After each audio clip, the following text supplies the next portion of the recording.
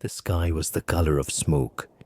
The ground was nothing but black volcanic ash that swallowed boots, bodies, and hope with equal hunger. Artillery shells burst so close that the shockwaves felt like punches to the chest, and every Marine on the beach knew the same truth.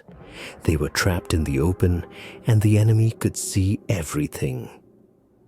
Crouched behind a shallow dip in the sand, Corporal Tony Stein, aged 23, wiped ash from his eyes and checked the weapon resting across his knees. It didn't look like anything issued by the Marine Corps. No factory stamp, no familiar shape. Just an aircraft machine gun rebuilt by a toolmaker who refused to accept that a battle had to be fought with the tools handed to him. The Marines around him gripped standard rifles and machine guns that felt painfully inadequate against the invisible fire raining down from the ridges. From pillboxes they still couldn't see. From tunnels they didn't even know existed. But Tony wasn't looking for cover. He was looking for a way to break the trap. He tightened his hold on the strange hybrid weapon, the one he'd built from aircraft parts, spare stocks, and midnight tinkering. The weapon every man around him had joked about in Hawaii. Now, on the deadliest beach of the Pacific, nobody was laughing. A mortar blast shook the sand beneath his elbows. Marines screamed for corpsmen. Machine gun fire ripped over their heads, turning the air into a swarm of metal. Tony lifted the weapon. Not out of desperation, but because he'd already decided something that would change the course of the landing. If nobody could see the hidden guns killing his friends, he would make the Japanese reveal them. This was the moment the legend began. The story of the barefoot Marine who built his own weapon and refused to die in the sand. The first thing the Marines realized after stepping off the landing craft was that nothing on Iwo Jima looked alive. No trees, no grass, no shadows that moved, just endless black sand stretching toward a jagged ridgeline. And somewhere inside that ridgeline, thousands of Japanese soldiers waited unseen. The second thing they realized was far worse. Every inch of the beach was inside a kill zone. Machine gun fire came from angles nobody could pinpoint. One moment it snapped over their helmets, the next it raked across their ankles, hitting men who hadn't even made it 10 yards inland. Mortar shells fell without rhythm, without mercy, each explosion tossing black ash into the air like volcanic smoke. And still, no one could see where the fire was coming from. Pillboxes were supposed to be visible, concrete blocks with obvious slits. But here, the enemy had buried them beneath layers of rock and sand, shaping the slopes so perfectly that the firing ports looked like natural shadows. The Japanese hadn't just fortified the island, they had erased themselves from sight. Marines crawled forward inch by inch, only to be cut down from directions they didn't expect.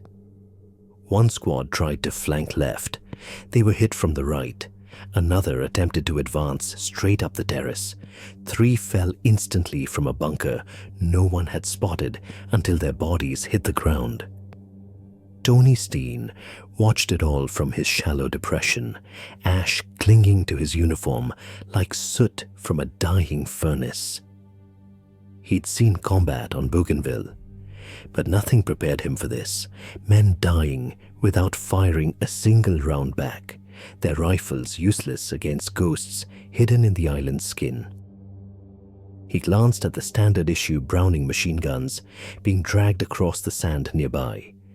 Good weapons, powerful weapons, but far too heavy and too slow. They needed time to set up. They needed room to traverse. They needed clear targets. On Iwo Jima, they had none of that. The Marines needed something that could fire fast, hit hard, and move even harder. Tony looked at the strange machine gun in his hands.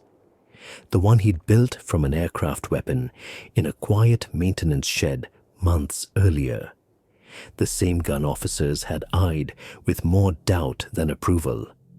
He checked the ammunition belt, felt the warmth of the barrel, and saw another Marine fall face first into the ash 20 yards away. That was it. They weren't going to survive by hiding. They weren't going to survive by waiting. Someone had to stand up and force the enemy to reveal themselves, even if it meant drawing the fire alone. And Tony Stein knew he was the only one carrying a weapon vicious enough to do it. Tony Stein had never been a reckless man.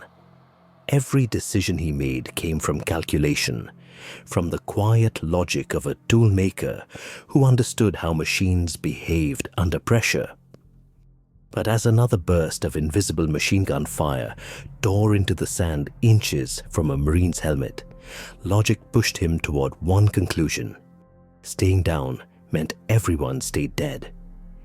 He inhaled once, steady and deliberate, and rose to his feet. For a split second, the entire beach seemed to freeze.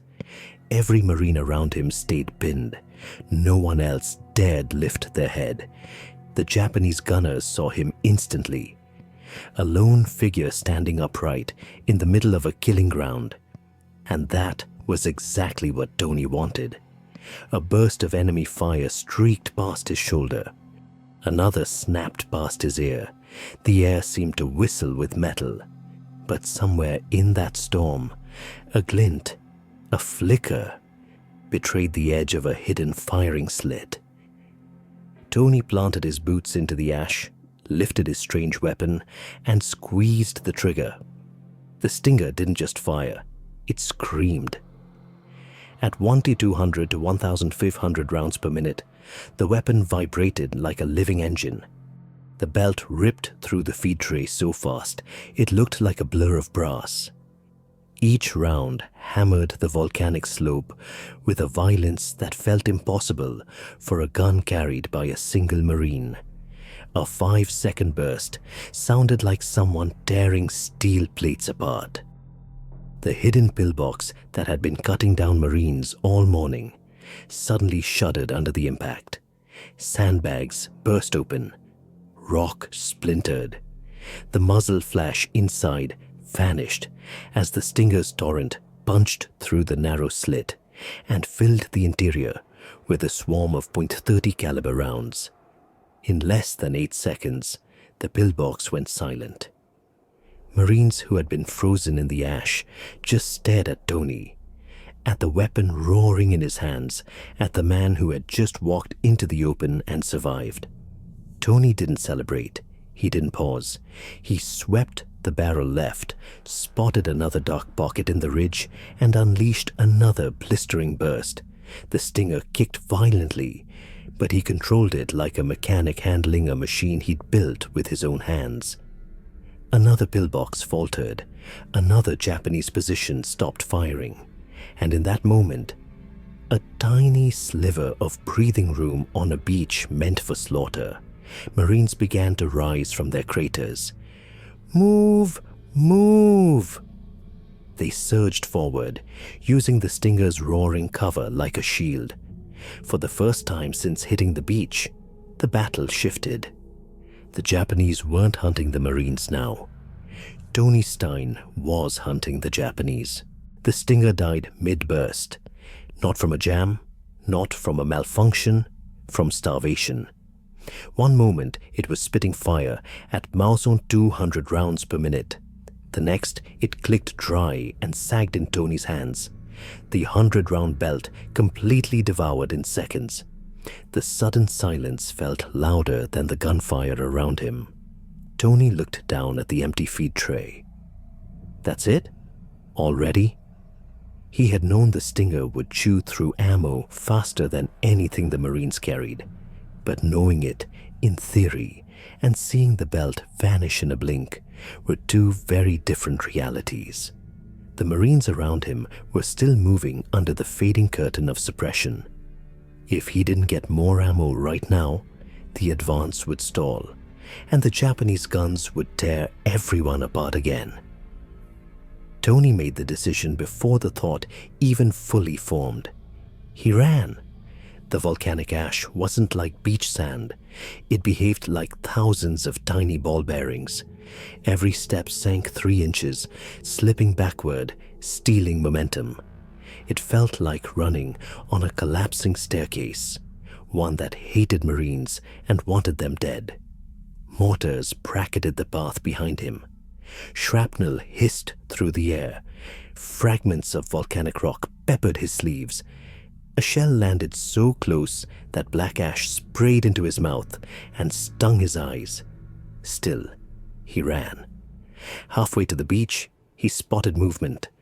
A Marine lying on his side, leg twisted at a terrible angle, helmet knocked off, face pale under a mask of ash. The young man was conscious but fading fast. Tony didn't hesitate. He skidded to a stop, dropped to one knee, and slung the wounded Marine over his shoulder as if lifting a sack of grain from a factory floor. The Marine weighed around 160 pounds. The stinger added another 25. His gear? Another 30. Tony was hauling over 200 pounds through terrain designed to break ankles, and he kept running. Mortars thumped behind him again, closer this time. He didn't look back. Looking back wasted seconds. Wasting seconds here meant someone else died. Tony's mind didn't panic. It calculated. Distance to medic, maybe 150 yards. Time to reach, under a minute if he pushed harder. Risk of incoming fire, constant. Outcome of stopping, death. Outcome of moving, life, maybe 2. This wasn't bravery for its own sake. This was math. Harsh, battlefield math.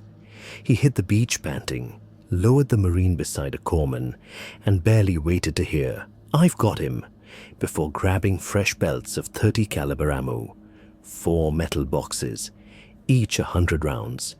Each felt like carrying bricks soaked in seawater. Tony stuffed 2 into his pack, grabbed 1 in each hand, turned, and sprinted back into the same hell he had just outrun. Behind him, waves crashed. Ahead of him, machine gun fire snapped through the ash and smoke. And Tony Stein, already bleeding, already exhausted, ran straight toward it.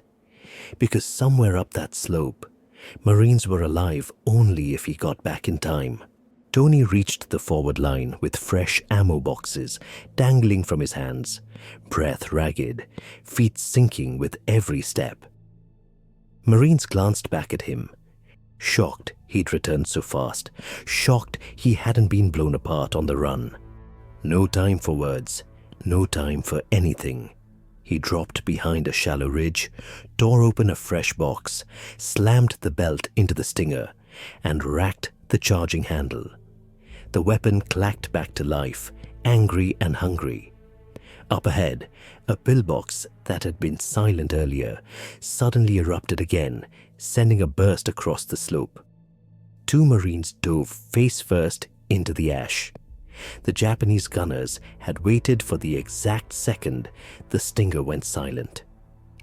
Tony didn't give them a second chance. He rose just high enough to see the faint shimmer of their firing slit and opened fire. The stinger's voice returned, a violent, vibrating roar that cut through the battlefield noise. The belt fed so fast it looked like a stream of brass pouring into the weapon. The rounds hit the pillbox like a jackhammer aimed by a surgeon. Dust exploded from its cracks. The firing slit disappeared behind a storm of 30 caliber impacts. The bunker went silent. To Tony's right, another position opened up, trying to catch Marines advancing up the slope. Tony pivoted. His feet slid in the ash, but his stance stayed rooted.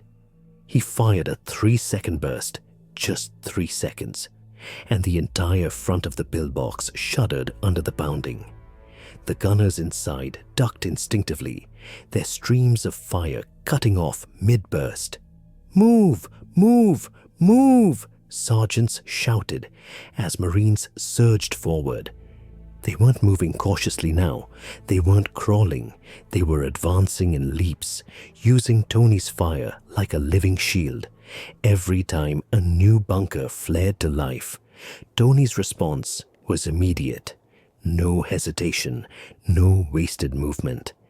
He'd spot the angle, the geometry of fire, and erase it.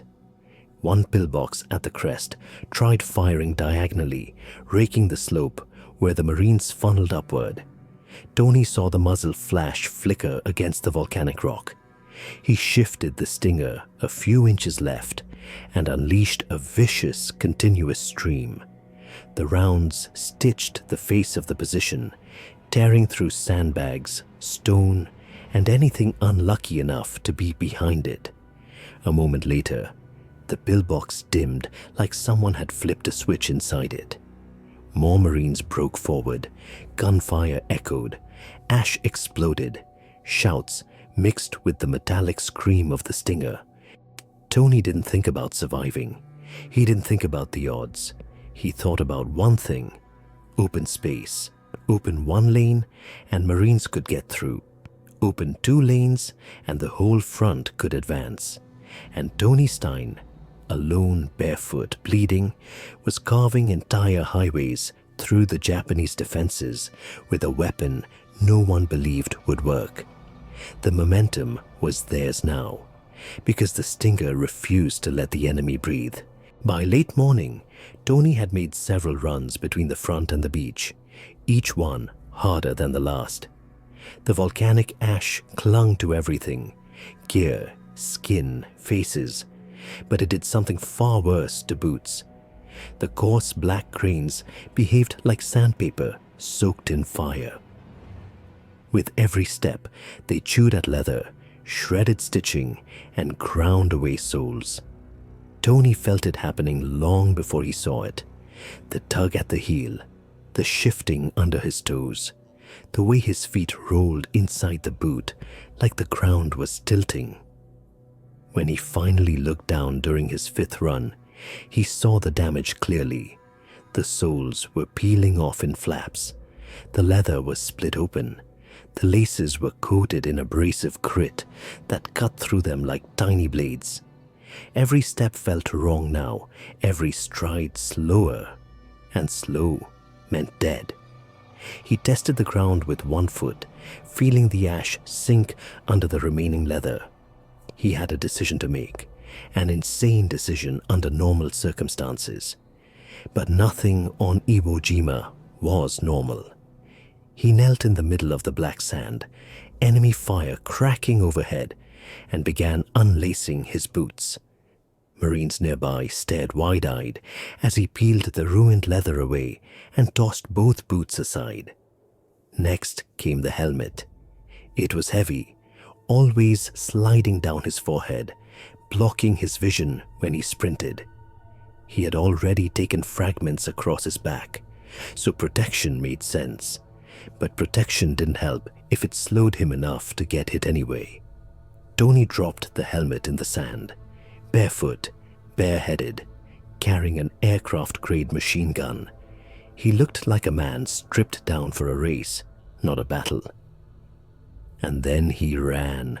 The ash sank under his feet, like it was swallowing him alive. But without the dead weight of the boots, he could feel the terrain, where it gave way, where it hardened, where to plant and where to push. It was painful. The grit sliced into his arches, dug into his heels, and filled every cut instantly. But he was faster, much faster. Mortars hid behind him, sending hot wind against his back. Sniper shots hissed past his ribs. But Tony kept sprinting, weaving through rising plumes of smoke, as though he were running laps at training instead of crossing a battlefield. By the time he reached the beach, his feet were bleeding. Not a little. Bleeding badly. Thin red lines mixed with volcanic dust, turning black ash into a dark, muddy smear under each footprint. Corpsman tried to grab him. Sit down, we'll patch. Tony ignored them, grabbing more ammunition boxes and turning right back toward the front, blood already seeping through the ash layered on his skin. And the stinger. The stinger was suffering too. The barrel glowed faintly in the dull light. Not red hot, but close. Heat shimmered off it like the air above a furnace. The receiver had a purple discoloration along one side. Metal warping under punishment it was never designed to endure. The solenoid trigger stuck once, then twice, needing a firm tap to release. Still, Tony fed a fresh belt into the weapon, racked the handle, and let out a slow breath. The stinger wasn't just a gun now. It was a wounded animal, a loyal machine holding together through pain, just like its operator.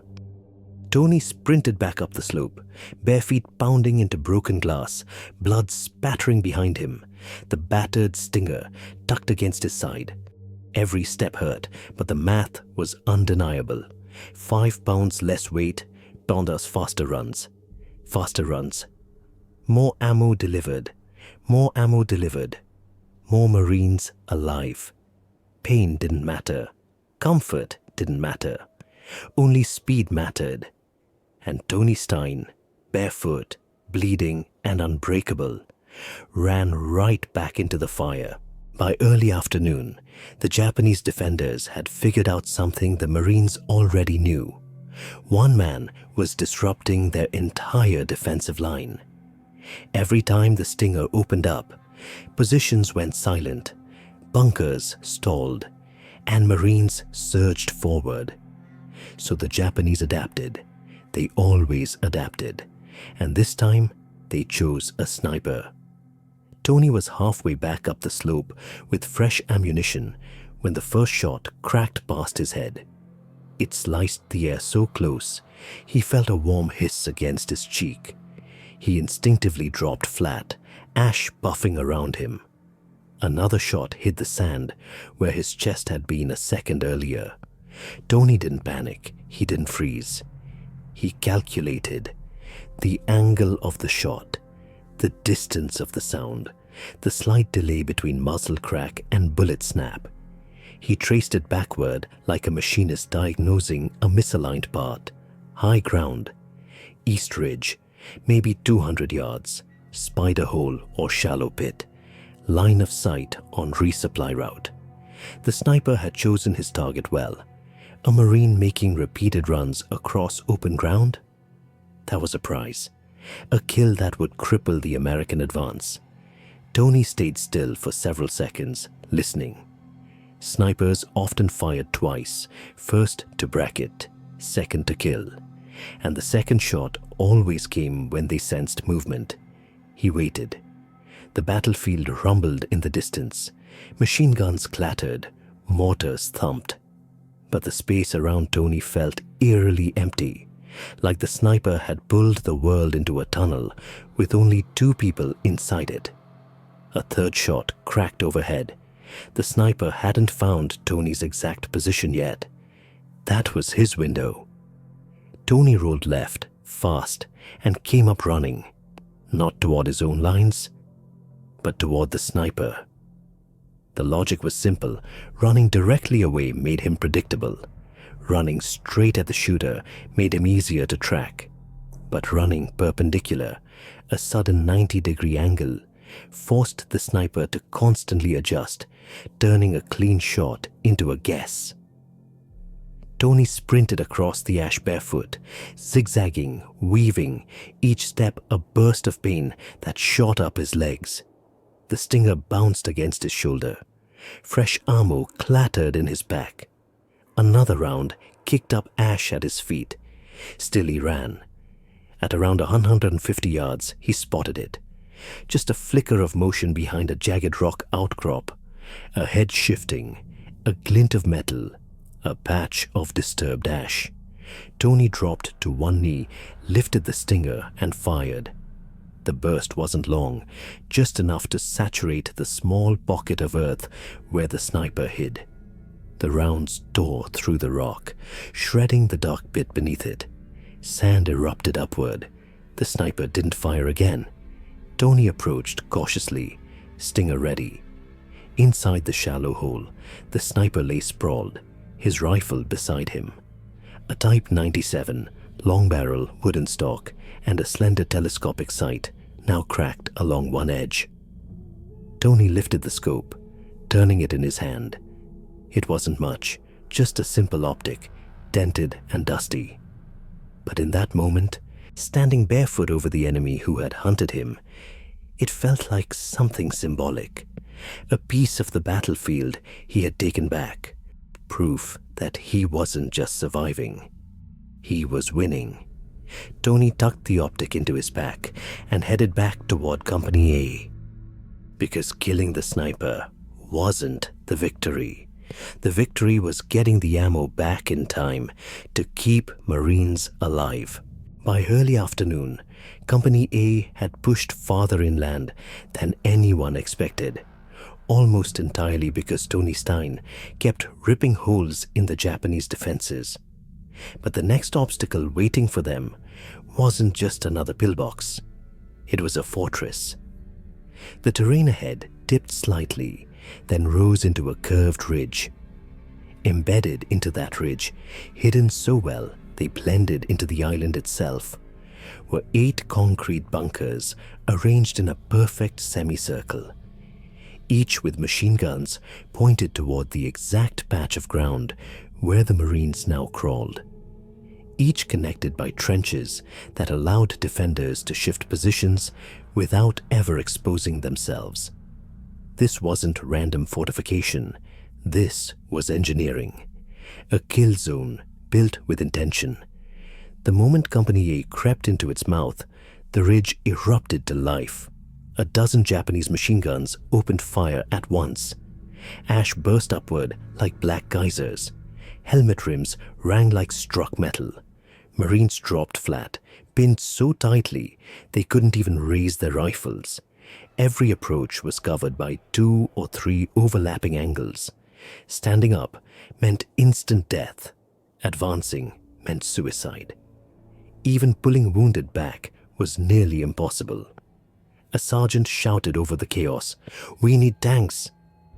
But the tanks were still stuck near the beach. Artillery, no line of sight. Smoke, useless in the swirling wind.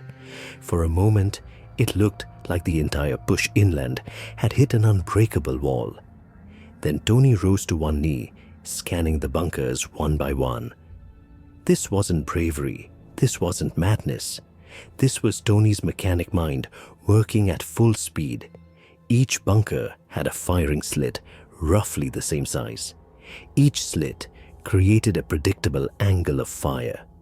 If he suppressed the leftmost one first, Marines could shift a few yards, then suppress the next, and the next, step by step, lane by lane, a sequence, a pattern, a way through.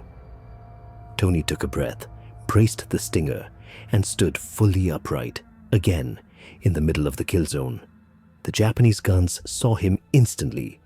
Dozens of rounds snapped past his ribs. Sand exploded around his legs. But Tony ignored everything except the first firing slit. He squeezed the trigger. The stinger roared, unleashing a long, shredding burst that hammered the bunker's narrow opening. The concrete face sparked, sandbags shredded, and the firing slit went dark. The Japanese gun inside stopped abruptly. "Move!" a lieutenant shouted. Marines surged forward, 5-10 yards, before dropping into fresh depressions. Tony shifted left and aimed at the second bunker. Another violent burst, another slit silenced. "Go! Go! Move up!" The company advanced again, using every second of Tony's suppression like a ladder rung. He pivoted to the third bunker. The stinger bucked wildly now, the barrel glowing, the bipod long gone, the stock charred near the grip. But Tony held it steady with sheer will and experience, feeding rounds into firing slit after firing slit. 3 more positions fell silent.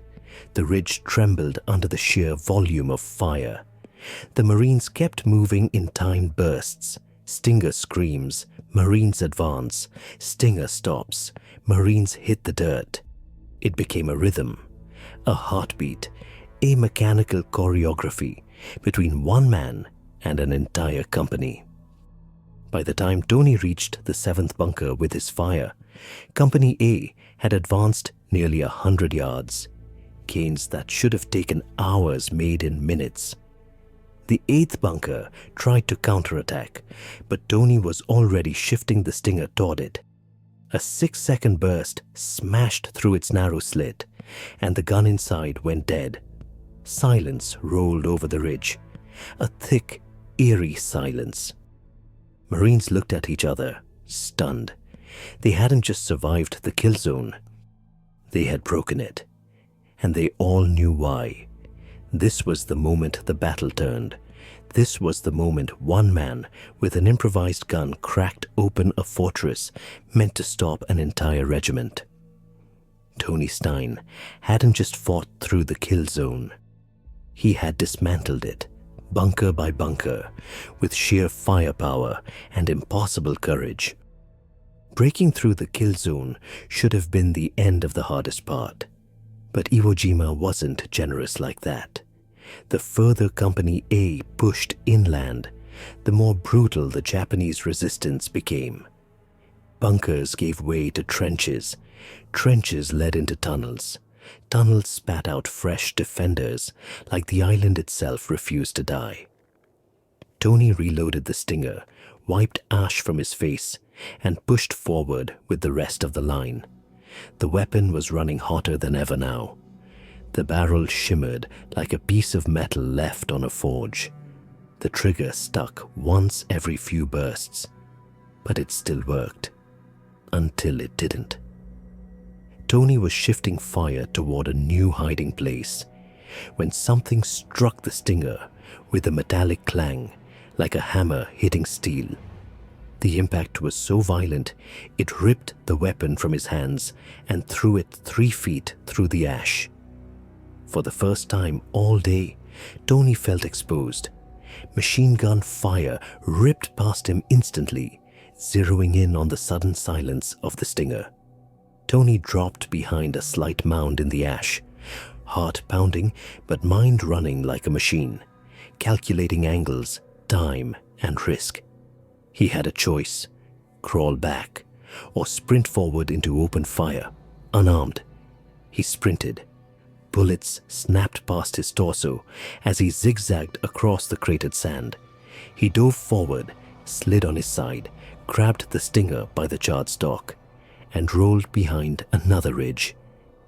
A burst of enemy fire hit the spot where he'd just been, spitting black ash into the air. Tony inspected the damage in seconds. A round had struck the feed mechanism, bending the guide rails and jamming the belt. The weapon shouldn't have worked anymore, but Tony wasn't a man who accepted shouldn't. He tore the damaged belt free, straightened the rails with his fingers, burning his hands in the process, and slammed in a fresh box.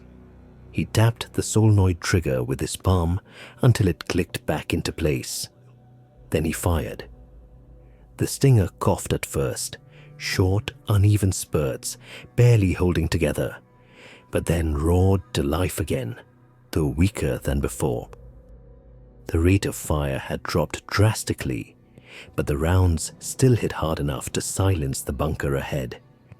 Marines moved up again under Tony's broken thunder. Minutes later, the impossible happened again. A second enemy round smashed into the side of the Stinger, this time hitting the receiver. The weapon spun out of Tony's grip and clattered across the rocks. The Marines around him gasped, because losing the Stinger now was like losing artillery support. Tony didn't hesitate, didn't think, didn't fear. He sprinted toward the weapon again, barefoot, bleeding, exhausted, while enemy rifles fired at him from 3 directions. He slid into the crater where the Stinger had landed, grabbed it, and inspected the new damage. The receiver was gouged deeply, The internal mechanism stiff, the trigger sluggish. By every logical measure, the stinger should have been a dead piece of metal. But Tony forced the action open, fed another belt, slammed the cover shut, and fired at the trench ahead. The stinger spat out an ugly, uneven half-speed burst. But it fired, and as long as the weapon fired, even once, Tony Stein wasn't stopping. He fought physics, he fought heat, he fought metal turning against him. Because quitting wasn't part of his design. If stories like this matter to you, do me a favor and tap the like button so more people see them. And if you want more forgotten moments of courage told just like this, hit subscribe. It helps us keep these memories alive while the battle continues.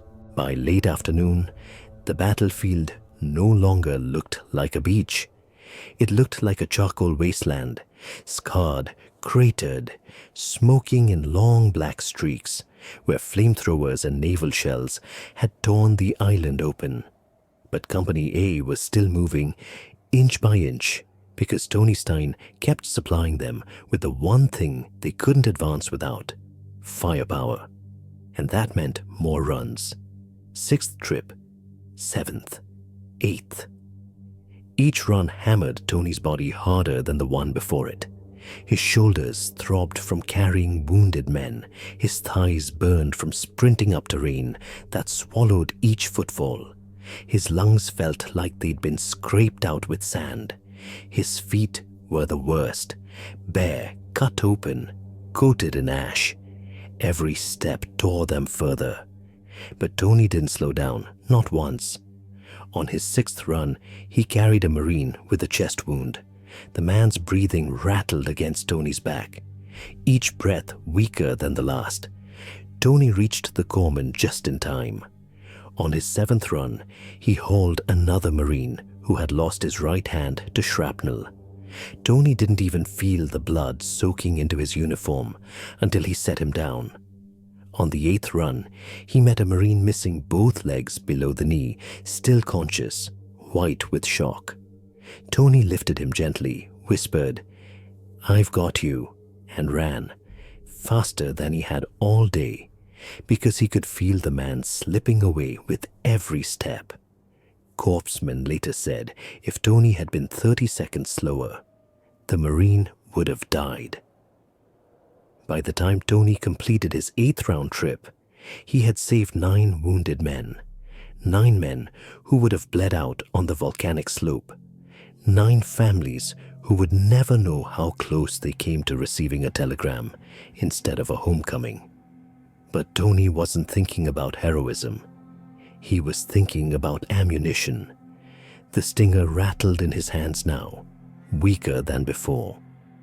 The bent barrel reduced its accuracy, and the trigger sometimes refused to engage unless he struck it with his palm. Smoke curled off the receiver. Ash clung to every moving part. It was a miracle the weapon still fired at all. But Tony squeezed the trigger, and the stinger answered. Not with the full-throated roar from earlier, but with a harsh, uneven cough that still delivered enough fire to silence yet another bunker. As the sun dipped toward the horizon, the Marines of Company A dug shallow fighting holes and braced for nightfall. Night on Iwo Jima wasn't darkness, it was danger. The Japanese were experts at infiltrating American lines, crawling silently through the ash, slipping into foxholes with grenades and bayonets before anyone knew they were there. Tony collapsed into his fighting hole, chest heaving, feet raw and bleeding, uniform soaked with sweat and the blood of every Marine he'd carried. He laid the stinger beside him like a wounded partner.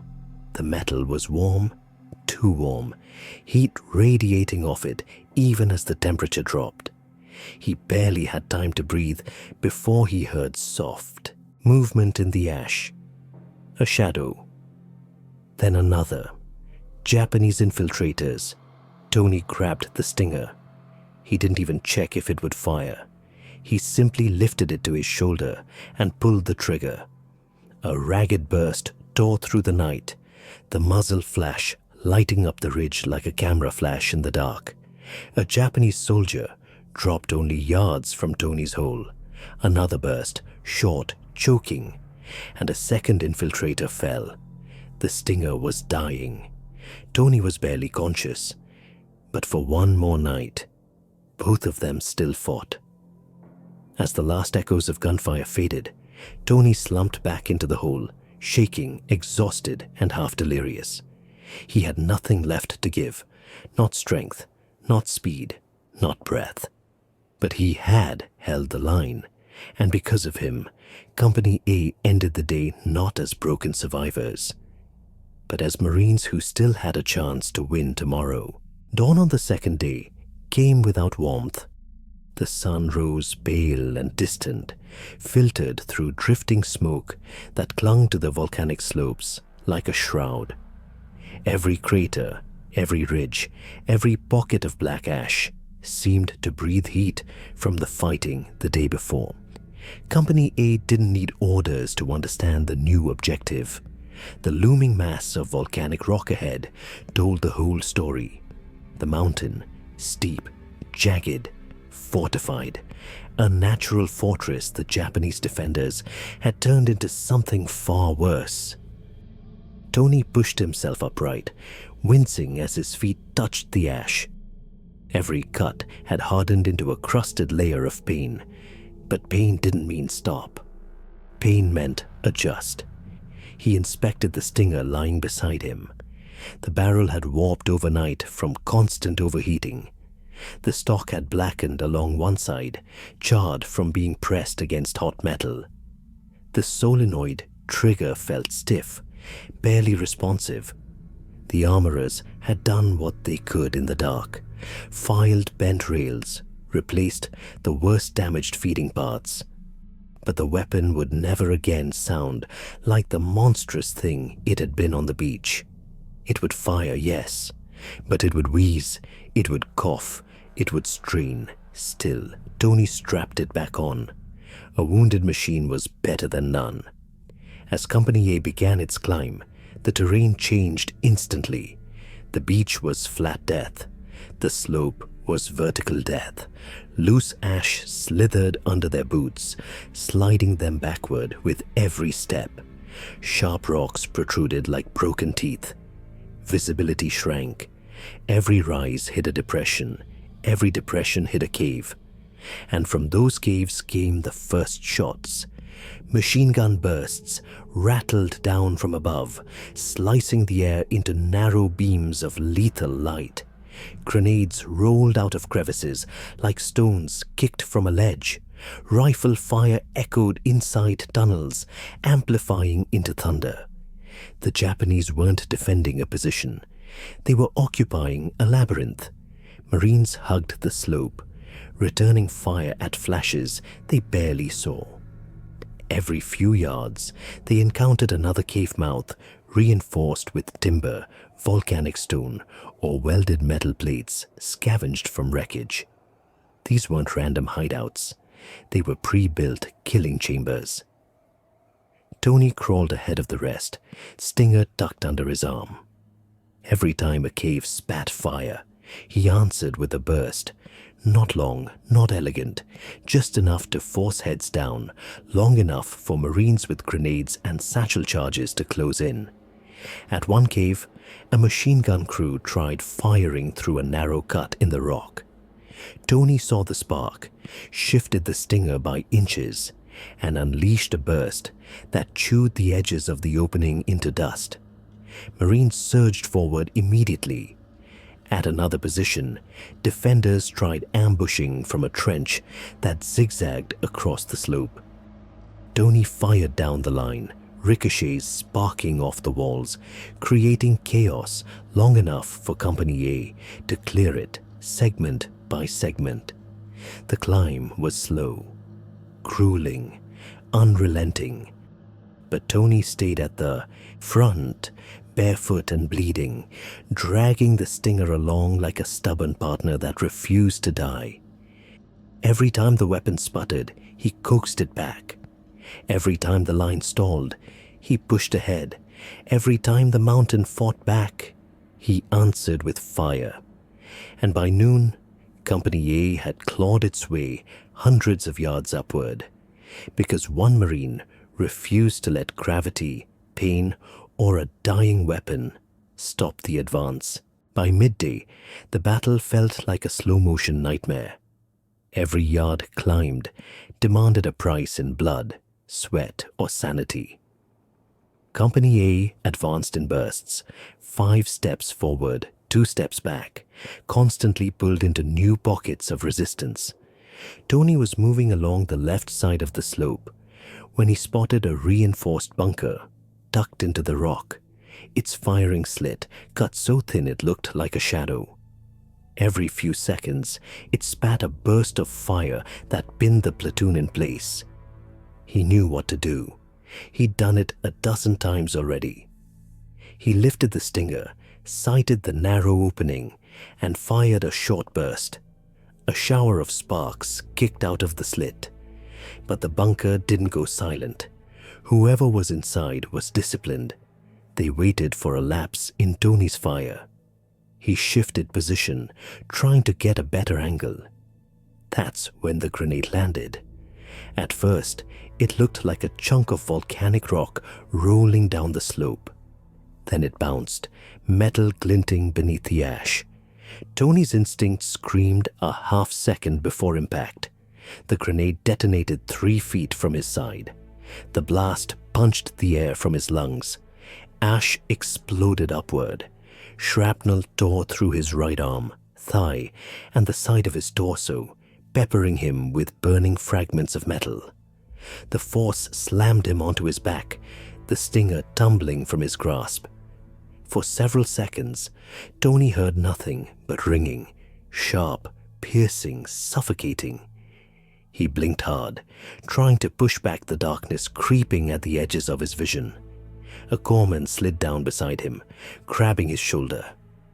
"Stein, don't move. You're hit. Bad. You need to fall back." Tony tried sitting up. His right arm didn't respond the way it should. Blood seeped through his uniform in multiple places. The corpsman pressed bandages against the wounds, his voice cracking. "You're losing blood. You can't stay here. You have to go back. Now!" Tony's mind processed the words, but his eyes focused on the bunker ahead, the one that was still firing, still pinning Marines, still killing. If he left now, that bunker would keep choking the advance. If they stalled, other units would stall. If other units stalled, the whole assault line collapsed. He grabbed the corpsman's wrist, not aggressively, but firmly. "I can still shoot," he whispered. "Tony, you can't even stand. I can still shoot."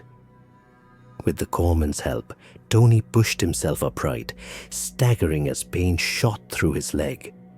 He retrieved the stinger, the weapon heavier than it had ever felt. Even lifting it took everything he had left. He braced against a slab of rock, drew a breath that tasted like metal and ash, and fired. The stinger coughed, choked, and then spat a ragged burst straight into the bunker slit. Chips of concrete flew. Another burst. Another. Tony kept firing through the pain, through the dizziness, through the blood pouring down his arm and leg. The bunker finally went silent. Marines surged forward, shouting for grenades and charges as they moved in to finish the job. The corpsman looked at Tony, horrified, impressed, helpless. "You're going to die if you stay out here," he said. Tony blinked hard, fighting the darkness again, his voice barely audible. "Then I'll die when they're done." He raised the stinger again, determined, bleeding, unbreakable. Because as long as he could still pull the trigger, the battle wasn't finished. The next 20 minutes blurred into something between survival and stubbornness. Tony moved in short jerks, firing bursts at any slit, shadow or muzzle flash that threatened the Marines pushing up the slope. But every time he shifted his weight, pain flared through the wounds in his arm and leg. Blood dripped steadily from his uniform, soaking into the ash until it blended into a dark smear beneath him. The stinger kept kicking, each burst sending a bolt of pain through his ribs. His vision narrowed, his hearing dulled. The world tilted slightly every time he tried to stand upright. Still, he fought. Still, Marines moved forward behind him. Still, the line held. But Tony's body was losing a different kind of battle, one he couldn't outthink or outrun. Halfway through a fresh belt, his left hand suddenly slipped off the grip. His knees buckled without warning. He staggered sideways, catching himself on a rock, trying to stay upright, long enough to finish suppressing a nearby trench. Another burst, another cough from the stinger, another wave of dizziness that almost toppled him. A sergeant yelled his name from somewhere behind him, but the voice sounded distant, like it was coming from the far end of a tunnel. Tony blinked hard. He raised the stinger again. His arm trembled violently. He never got the next shot off. His legs finally gave out, and he collapsed into the ash, the stinger slipping from his hands as he hit the ground. The world spun once, then twice, then blurred into grays and blacks. A corpsman sprinted to him, sliding on the slope. "He's going into shock. Get him out of here." Tony tried to speak, but nothing came out. He only felt hands grabbing under his arms, the slope rushing beneath him as Marines dragged him towards safer ground. His head slumped sideways, vision fading in and out. He saw the sky. He saw the ridge. He saw the stinger lying abandoned on the slope where he dropped it. Then everything went dark. When he finally slipped fully into unconsciousness, one last thought flickered through his mind. Quiet, defeated, heavy. Maybe this is it. Maybe I've done all I can. Maybe my war is over. But the battle wasn't finished, and fate wasn't done with Tony Stein. When Tony woke, it wasn't to gunfire. It wasn't to volcanic ash. It wasn't to the shouts of Marines calling for ammo or corpsmen. It was to the low, constant hum of a ship's engines. A hospital ship. He blinked up at a white ceiling, the smell of antiseptic sharp against his nose. Bandages wrapped his arm, leg, and shoulder. His wounds had been cleaned, stitched, and secured. He felt lighter, too light, as if the weight of the battlefield had been stripped from him along with the stinger. A doctor noticed him stirring and walked over. "You're lucky you're alive," he said. "You're heading to the rear for recovery. Maybe Hawaii, maybe home." Home. The word didn't comfort him. It cut him. He sat in silence, listening to the soft clatter of medical tools. Outside, somewhere across the water, his unit was still fighting, still clawing across the island, still being hit by the bunkers, caves, and trenches he'd helped break open. He pictured the Marines he'd dragged from the ash, the ones who were still up there, pleading, pushing forward, without him. That thought didn't sit right in his chest. It burned. He swung his legs over the side of the bed. His wounds screamed in protest, but he ignored the pain. He waited until the doctor left the room. Then he stood, wobbling, dizzy but standing, and he walked out. Nobody stopped him. Nobody expected the wounded corporal to simply walk down the ramp of the hospital ship like he was stepping out for fresh air. He kept his head down, movements casual, each step sending sharp pain through his calf and ribs. On the beach, he found a supply sergeant unloading crates. "I need boots," Tony said. The sergeant eyed the bandages, but didn't question him. Moments later, Tony laced up a fresh pair, wincing as the leather pressed against raw, healing skin. Then he grabbed an M1 Garand from a stack of rifles waiting for assignment. The weapon felt strange compared to the Stinger. Lighter, calmer, almost too quiet. But a rifle was still a rifle, and Tony Stein wasn't going back to the ship. He started walking, 6 miles through volcanic ash, past wrecked tanks, past the bodies of Marines wrapped in ponchos, past units rotating forward, their faces smeared with exhaustion and grit. His wounds reopened with each step, bandages darkening. His breathing turned ragged. But he didn't stop, because loyalty wasn't a slogan to Tony. It was gravity. It pulled him back toward the men he'd fought beside, the ones still in the nightmare he had crawled out of. By the time he reached Company A's lines again, limping but upright, Marines stared in stunned disbelief. The barefoot corporal had returned, not because he was ordered, not because he was healed, but because he couldn't imagine being anywhere else. And Company A needed every rifle it could get. Tony picked up his place in the line, still bleeding, still hurting, still unbreakable. The morning of March 1st felt wrong from the start. The air was still, the smoke hung lower, and the volcanic ravines ahead of Company A looked like something carved for the sole purpose of ambush. Narrow channels twisted between jagged ridges, each turn blind, each shadow deep enough to hide a machine gun team or a single patient sniper. Company A needed to know what waited inside those ravines before the regiment pushed forward.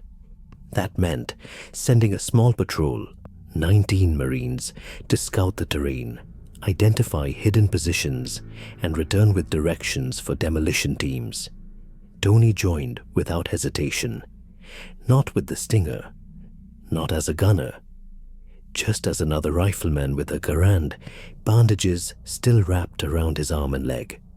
The climb into the ravines was slow and deliberate. The Marines moved in short bursts, 20 yards, then down on one knee, 20 more, then freeze and listen. Their boots sank into the ash with soft crunches. The only other sounds were distant artillery thumps and the faint hiss of wind pushing dust across stone. Tony walked near the front of the patrol, scanning the ridgeline. His breathing was steady, his grip on the rifle firm.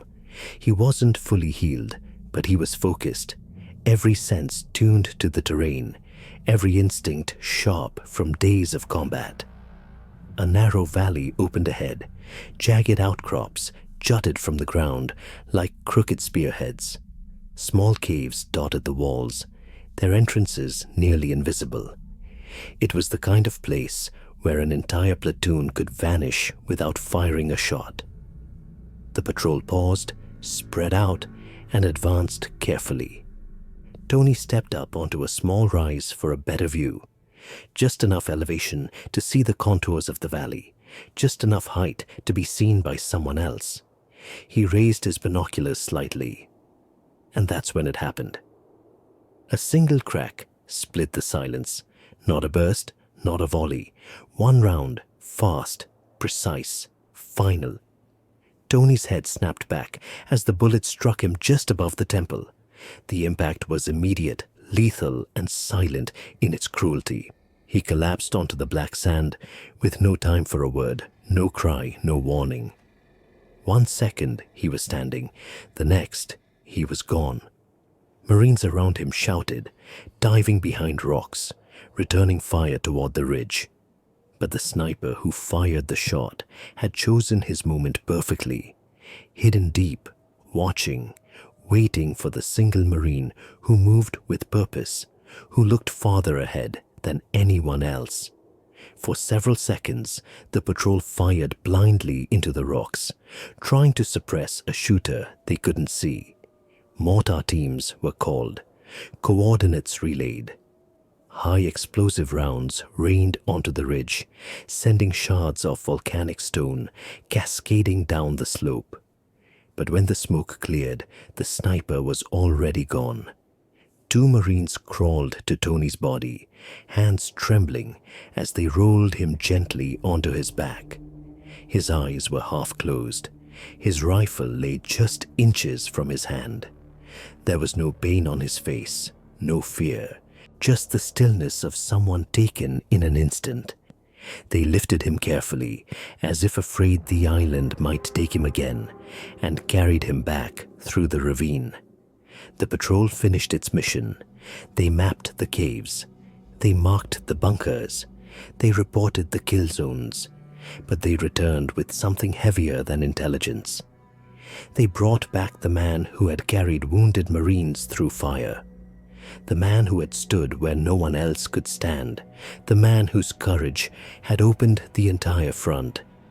The barefoot corporal from Dayton was gone. And in the quiet that followed, even the island seemed to fall silent, as if acknowledging that something extraordinary had just left its soil forever. News of Tony Stein's death moved quietly through the 28th Marines, not with speeches, not with ceremony, just with the kind of silence that follows when men realize the person they counted on is no longer walking beside them. But even in that silence, everyone understood one thing: the day the Americans clawed off the beach. Tony Stein made that possible. Tactically, his impact was staggering. On February 19th alone, Tony had silenced more than a dozen fortified positions, broken open the multi-box kill zone that trapped 2 companies, provided suppression that allowed hundreds of Marines to advance, destroyed bunkers tanks and artillery couldn't reach, saved 9 wounded Marines who would have died where they fell. Every lane company used to push inland had been opened by the Stinger. Every step up the slopes, every trench cleared afterward, every position seized. All of it was built on the momentum Tony created in those first brutal hours. Marines who lived through that day would later say the same thing in different words. He kept us moving. He pulled us out of hell. If he wasn't there, we wouldn't have made it. Emotionally, the effect went deeper. The barefoot corporal running through mortar fire wasn't just a soldier doing his job. He became something else, a symbol of what one Marine could do when everything else was failing. A reminder that courage, even when surrounded by chaos and impossible odds, could alter the course of a battle. Some of the wounded men he carried survived the war, returned home, had families, lived decades of life they never would have seen without him. Their children, their grandchildren, entire futures existed because Tony refused to let them die in the ash. And his last act, leaving a hospital ship bleeding, stitched together, and walking 6 miles back into combat, etched him into the memory of every Marine who saw him return. It wasn't glory he came back for. It wasn't medals.